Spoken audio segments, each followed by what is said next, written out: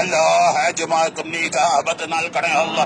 എല്ലാ പ്രൈവറ്റ് ഗ്രൂപ്പുകളും റബ്ബേ മഅ്ദിനും മർക്കസും അതുപോലെ തന്നെ റബ്ബേ എല്ലാ എസ് ഹാജിമാര് അതുപോലെ തന്നെ സർക്കാർ ഹാജിമാര് ഏത് പ്രൈവറ്റ് ഹാജിമാർക്ക് നീ ഖൈറു ബറക്കത്ത് നൽകണേ അല്ലാ.